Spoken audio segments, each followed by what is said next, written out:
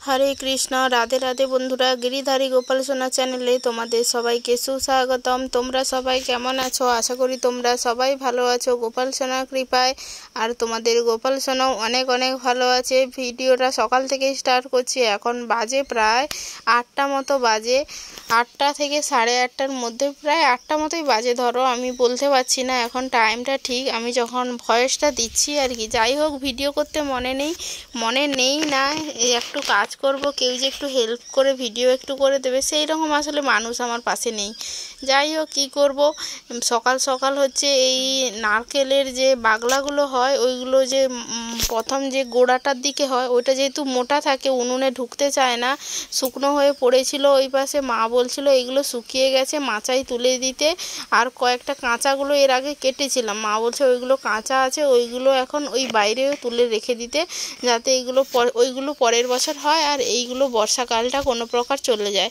যাই হোক, কাটতে বসে গেছি। যখন এইগুলো ছোট ছোট করে কেউ কেটেছিল তখন আর কেউ এত ভালো করে আর কাটেনি, মানে নামে শুধু করতে হয়, করে দিয়েছে আর কি, যে না উনুনে ঢুকবে কিনা দেখি সুন্দর করে কাটি। যাই হোক, এইরকম কাজ আর কেউই করে দেবে না। নিজেকেই যখন রান্না বান্না করতে হবে তাই কষ্ট করে নিজেকেই গুছিয়ে নিতে হচ্ছে, না হলে বর্ষাকালে খুব কষ্ট। কি রান্না করব, কি দিয়ে, জ্বালানি নেই, খুব সমস্যা। শাশুড়ি মা বলে জ্বালানি আর চাল থাকলে কোনো চিন্তা নেই, ঝড়ঝাপটা যাই আসুক না কেন। বসে পড়েছি রান্না করতে। কি রান্না করছি তোমাদেরকে একবার দেখাই। এই যে কুমড়ো ভাজা করছি এখন। আজকে কুমড়ো হচ্ছে মা বাজার থেকে দিদি একটা নিয়ে এসেছিলো, তা বাদে ঘরের কুমড়োটা যখন দেখি পোকা ঢুকে গেছে, নষ্ট হওয়ার মতো হয়ে গেছে। যাই অনেক কুমড়ো আছে, তাই জন্য ভাবছি কুমড়ো তো বেশি দিন থাকতেও চায় না, ফ্রিজে রাখি। আর যেখানেই রাখি দেখি কুমড়ো সব সবজির থেকে কিছু অনেক দিন থাকলেও কুমড়োটা থাকতে চায় না। কিভাবে ফ্রিজে রাখলে কুমড়ো অনেক দিন ভালো থাকবে অবশ্যই কমেন্ট করে জানিও। যাই হোক, তাই জন্য কুমড়োগুলো নিয়ে ভেজে ফেলছি। কালকেও ভাজা করছিলাম, প্রতিদিন বলতে গেলে কুমড়ো ভাজা এখন হচ্ছে। কুমড়ো ভাজা হয়ে যেতে এখানে সবজির জন্য কড়াইতে যে তেলটা ছিল সেই তেলে 5 ফোড়ন দিয়ে দিয়েছি। আর কড়াইটা একটু বেশি হিট ছিল, দেখতেই পাচ্ছ আঁচটা বেশি ছিল। যাই হোক, কিছু করার নেই আর কি। 5 ফোড়ন দিয়ে আলু, বেগুন আর উচ্ছেগুলো দিয়ে পরিমাণ মতো লবণ আর হলুদ দিয়ে ভালো করে কষিয়ে নেব ঢাকা দিয়ে।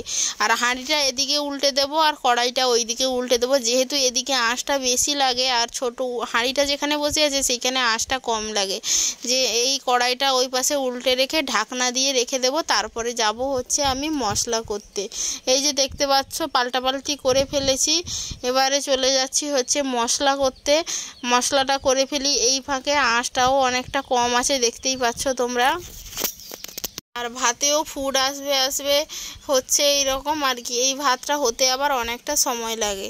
যাই হোক, মশলা করতে চলে এসেছি। ছেলে চারিদিকে জিনিস এদিক ওদিক টেনে রেখে দিয়েছে, প্রেসার কুকারের হচ্ছে ঢাকনাটা টেনে নিয়ে চলে এসছে। এই এদিক ওদিক যেখানে যা পাচ্ছে মোটামুটি তাই টেনে নিয়ে চলে আসছে। এই যে সকাল থেকে মেঘলা ছিল, আবার আজকে এক্ষুনি কাঠফাটা রোদ বেরিয়েছে। কি যে করি এই ওয়েদারটাও এত বাজে। কখন মেঘ, সকালে জ্বালানি কাটছিলাম, জ্বালানি কাটার পরে দেখছি একটু পরে ছেলেকে একটু ভিতরে খাওয়াতে নিয়ে এসেছিলাম, যখন দেখি বৃষ্টি পড়ে যাচ্ছে। সব জ্বালানিগুলো কষ্ট করে কেটেছি বর্ষাকালের জন্য, যদি ভিজে যায় তখন কি হবে সেই ভেবে আবার হচ্ছে মানে ঢুকিয়েও দিলাম। তারপরে দেখেছো আবার কেমন রোদ বেরিয়েছে। যাই হোক, সর্ষে আর জিরে একটু বেটে নিচ্ছিলাম, আর মা বলছিল লঙ্কাগুলো রোদে দেবে কিনা।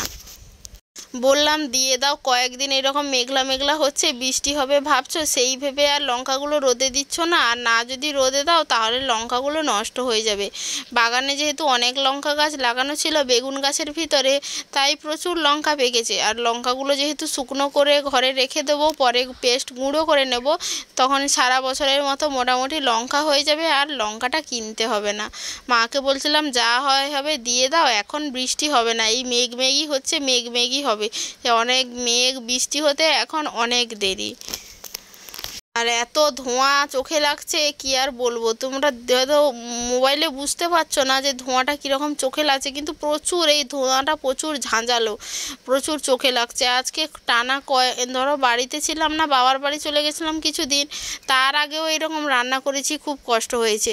মানে এই যে বাতাস, এখন দক্ষিণের বাতাসটা এত লাগে, ধোঁয়াটা চারিদিক থেকে দিয়ে ঘোর পাকায়, মানে তুমি রান্নাই করতে পারবে না ভালো করে তাকিয়ে। একটু মানে চোখ কখনো কখনো তো চোখ বুজিয়ে রেখে খুন্তি নাড়তে হয়, এমনও অবস্থা হয় মাঝে মধ্যে, কারণ এত ধোঁয়া হয়।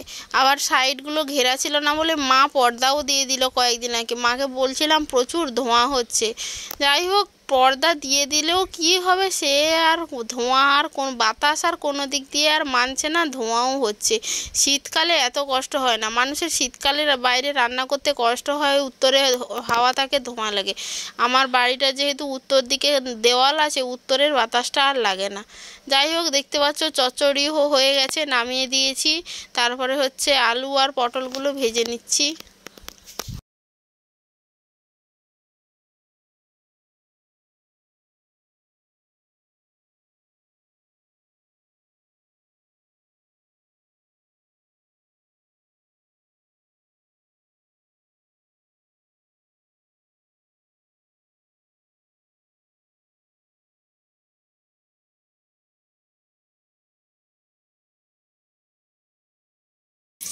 তাছাড়া আজকে একটা পার্সেল আসার কথাও আছে, জানি না কখন আসবে পার্সেলটা, ফোন করবে আজকেই পার্সেলটা আসবে। আর পার্সেলে কি আছে অবশ্যই দেখাবো, আবার জিনিসটাও কেমন এসে সেটাও একটা ব্যাপার, কারণ আমি অনলাইনে কোনো দিন জিনিস কিনে কখনো ভালো কিছু পাইনি।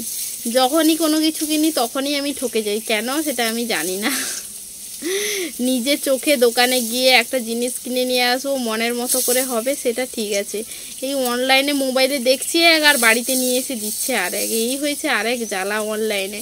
হয়তো অনেকে কেনাকাটা করে, তারা হয়তো কিনে তারা হয়তো জানে কোনটা ভালো আর কোনটা খারাপ, আর আমার এখন সেই অভিজ্ঞতা এখনো হয়নি। যাই হোক পার্সেলটার অপেক্ষায় আছি, কখন আসবে পার্সেলটা।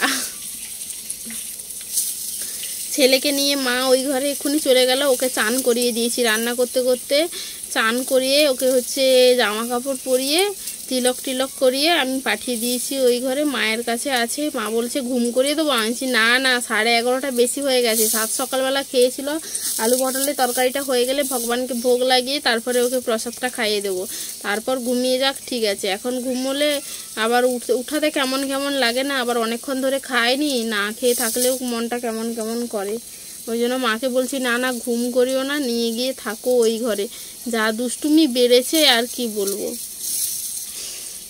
তারপর সকাল থেকে যাই হোক মেঘলা মেঘলা ছিল একটু, আবার রোদ বেরিয়েছে, মানে মানে কি পরিমাণে যে রোদ বেরিয়েছে, সকাল থেকে যতটা ঠিক মেঘলা ছিল ঠিক ততটাই একবারে ফেটে রোদ বেরিয়েছে। আবার সকালে ওই জ্বালানিগুলো কাটার পরে 2-4 ফোঁটা বৃষ্টিও পড়ে গেল, ভয়ে তুলে নিলাম সব ঘরের ভিতরে। আচ্ছা এত কষ্ট করে কাটলাম, তারপরে যদি ভিজে যায় তখন আরেক সমস্যা, ভিজে গেলে পুরো জল ঢুকে যাবে এইগুলোর ভিতরে, আবার ভালো করে রোদে আবার শুকতে অনেকটা দিন সময় লাগবে। আসলে এগুলো মোটা, ভিতরে ফাঁপা আছে না, একটা স্পঞ্জির ব্যাপার আছে না, ওই জলটা শুষে নেয়, তাই জন্য আমি আবার খপাখপ করে তুলে নিয়ে এসেছি। আর কয়েকটা জ্বালানি রান্নাঘরে নিয়ে এসে রেখেছি, রান্না করছি ওইগুলো দিয়ে। যাই হোক আলু আর পটলগুলো ভাজা হয়ে গেছে, এবারে তুলে নিলাম। এবার কড়াইতে তেল একটু ছিল, হলুদ দিয়ে মশলাটা আগে ফেলেছি, তারপরে হচ্ছে একটু তেল দিয়ে একটু কষানোর পরে একটু লঙ্কার গুঁড়া দিয়ে জল ঢেলে দিয়েছি। এবারে হচ্ছে ভেজে রাখা পটল আর আলুগুলোও দিয়ে দেব। ভিডিওর স্পিড একটু বেশি বাড়িয়ে দিয়েছি, নাহলে ভিডিও অনেক বড় হয়ে যাবে, তাই জন্য স্পিড বাড়িয়ে দিয়েছি। আর জ্বালানিও আঁচও ভালোই আছে, যে দেখতেই পাচ্ছ। তারপরে হচ্ছে একটু কষিয়ে জল তুলে ঢাকনা দিয়ে দেবো, এটাকে ঢাকনা দিয়ে হচ্ছে সেদ্ধ দিলে আলুটাও সেদ্ধ হয়ে যাবে। আর গরমে ভগবানকে একটু মানে আম হচ্ছে ভোগ লাগিয়েছি, সবজির সাথে একটু আম দিয়েছি, যেহেতু গরমকাল আম না হলে ভালো লাগে না। তারপরে আর রান্নার পরে উনুনটা নেতা দেওয়া হয়নি, উনুনটা খারাপ হয়ে গেছে, মুখের সাইডটা মাটি লাগবে, তাই মাটি ভিজিয়ে রেখেছি, মা নেতা দেবে। আর আমি যে এই যে প্রসাদ পেয়ে হচ্ছে স্নান করে চলে এসেছি, আজকে একটু মাথাটা ধুয়েছি, তাই মাথায় গামছা জড়ানো আছে, স্নান করে চলে এসেছি। এবারে বসবো হচ্ছে জপ করতে।